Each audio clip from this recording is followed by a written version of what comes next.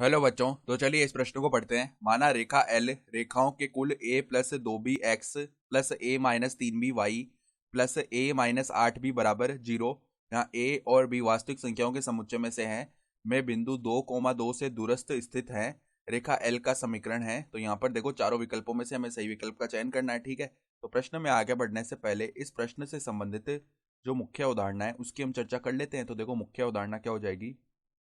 बिंदु x1 y1 से होकर जाने वाली, बिंदु x1 y1 से होकर जाने वाली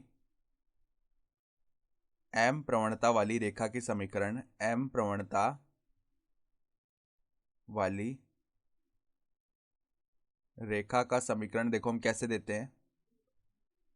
रेखा का समीकरण देखो हम देते हैं y माइनस वाई बराबर में m गुणा में x माइनस x1, इस प्रकार से दिया जाता है समीकरण।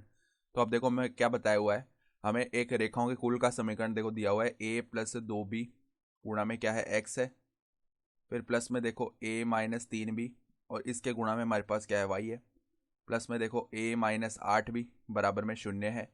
तो अगर देखो हम यहाँ से अंदर गुणा करें तो ax प्लस में 2bx प्लस में ay माइनस में 3by प्लस में a माइनस 8b बराबर में 0।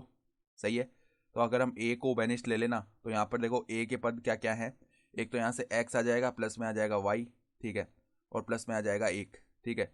फिर जैसे हम b को बेनिस्ट लेंगे तो अंदर आ जाएगा 2x, फिर देखो माइनस में क्या आएगा 3y और माइनस में क्या आ जाएगा 8 आ जाएगा, ठीक है, ये पद आ गए और बराबर में है 0।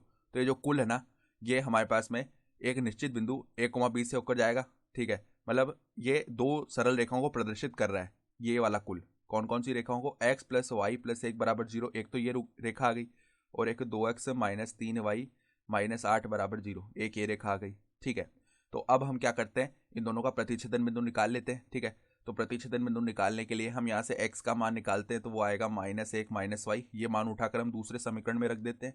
तो 2 गुणा में -1 माइनस वाई माइनस 3y बराबर में हम 8 लिख सकते हैं। तो यहाँ पर देखो -2 माइनस 3y बराबर में आ जाएगा 8, यानी कि देखो यहाँ से -5y का मान क्या आ जाएगा, 8 प्लस में 2 यानी कि 10 हो गया, यानी कि y का मान है ना -10 बट्टा में 5 यानी कि माइनस का 2 आ जाएगा। तो x का मान यहाँ से क्या बनेगा, -1 माइनस में माइनस का 2, यानी कि देखो -1 प्लस 2 यानी x का मान 1 आ गया। तो इनका प्रतिच्छेदन बिंदु क्या बन रहा है, 1 माइनस का 2, ठीक है। यानी कि ये दोनों सरल रेखाएं इस बिंदु से होकर जाएंगी। तो हमें क्या करना है, इस बिंदु से बिंदु 2,2 से दूरस्थ स्थित जो सरल रेखा का एल का समीकरण है वो निकालना है, ठीक है।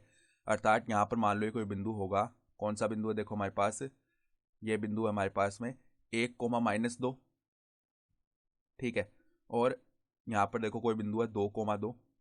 तो ऐसी सरल रेखा का समीकरण, ठीक है, जो मतलब एल का समीकरण जो कि इस कुल में आती हो, और जो इस कुल में आएगी ना रेखा, वो इस बिंदु से होकर जरूर जाएगी 1,-2 से। सही है। और एल के लिए क्या बताया हुआ है कि बिंदु 2,2 से दूरस्थ स्थित है। तो अगर यह बिंदु 2,2 से दूरस्थ स्थित है, ठीक है, तो दूरस्थ देखो ये कैसे स्थित हो सकती है, यहाँ पर अगर एल जो है ना 1,-2 और 2,2 को जो मिलाने वाली रेखा है, इसके क्या हो रही होगी, लंबवत आ रही होगी, तभी तो ये इससे दूरस्थ स्थित हो पाएगी, ठीक है।